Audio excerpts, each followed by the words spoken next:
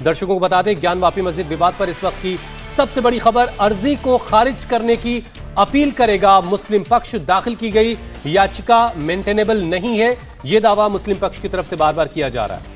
हिंदू पक्ष के वकील मदन मोहन का बड़ा बयान सामने आया है। मुस्लिम पक्ष का दावा गलत है, मदन मोहन ने कहा है, और साथ ही मदन मोहन ने यह भी कहा है कि जो सच है, जो सच्चाई है, वो जीतेगी। इस वक्त की बार बार 1991 के एक्ट का हवाला दिया जा रहा है और उसकी वजह से ये कहा जा रहा है कि ये मेंटेनेबल है ही नहीं, ये मामला सुनने के लायक ही नहीं है, लेकिन अदालत को फैसला करना है। जिला जज में आज सुनवाई का पहला सोमवार है और आज सबसे बड़ा तर्क मुस्लिम पक्ष की तरफ से दिया जा रहा है कि ये मेंटेनेबल ही नहीं है, और जिस आधार पर कहा जा रहा है वो है worship act 1991। Advocate Madan Mohan ji हमारे साथ हैं। ये वो वकील हैं जिन्होंने पहला टाइटल सूट वाराणसी की जिला अदालत में दाखिल किया था। विश्वेश्वर महाराज के लिए पूरी ज्ञान वापी परिषद का दावा ठोका गया था। सर, आज मुस्लिम पक्ष कह रहा है कि उनकी दलील इस बात पर केंद्रित होंगी कि मामला मेंटेनेबल ही नहीं है। वो सड़िता पे जो अपने वो विचार रख रहे हैं कि वर्शिप एक्ट के दृष्टि पे रखते हुए पोषणीय नहीं है, ये सुनने लायक नहीं है, ये मुकदमा सस्टेन नहीं कर सकता है, तो ये गलत है। और हमने रिसर्च किया, वर्षों का रिसर्च करके हमारे मित्रों ने, हमारे साथियों ने, इसमें हमारे सीनियर्स भी रहे, हमारे साथी रहे, इतिहासकार रहे, पुरातत्वविद, संस्कृत के विद्वान और विधि विशेषज्ञ, और इसी बीच राम जन्मभूमि का निर्णय जजमेंट आने के बाद उसका भी हमने आश्रय लिया है।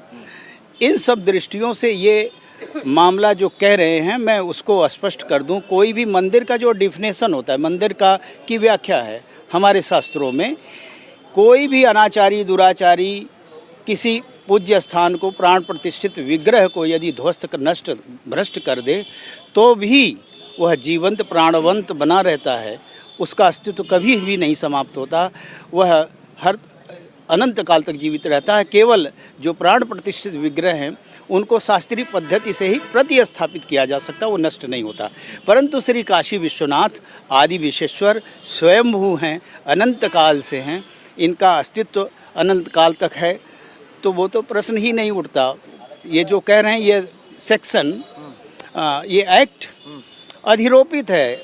अगर मौलिक अधिकार है 25 के तहत हमें स्तवन पूजन राग भोग आरती का हमारे पूज्य स्थान पे, और 29 आर्टिकल, ये सब की कसौटी पे यदि देखें तो यह कानून अधिरोपित है, चिपकाया हुआ है।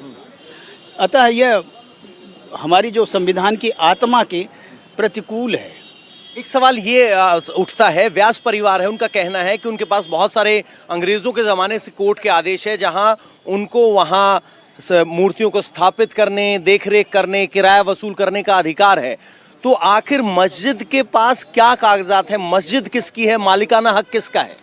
मस्जिद के बारे में बार बार ये दावा करते हैं कि वक्फ बोर्ड की प्रॉपर्टी संख्या बनारस की 100 नंबर पे काशी विश्वनाथ, यानी कि रकबा नंबर 91-30 वहाँ पे वो उनका है, परंतु उसका रिन्यूअल नहीं हुआ और उनका पेपर्स नहीं है। कभी भी वो डॉक्यूमेंट्री साक्ष्य हमारे सामने प्रस्तुत नहीं किए हैं, और कह देने से मात्र से वो उनका नहीं हो जाता है।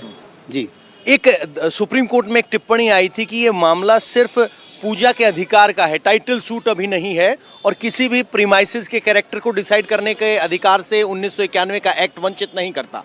तो इस टिप्पणी का आज की सुनवाई पे क्या असर होगा? निसंदेह हमारे लिए तो सकारात्मक है।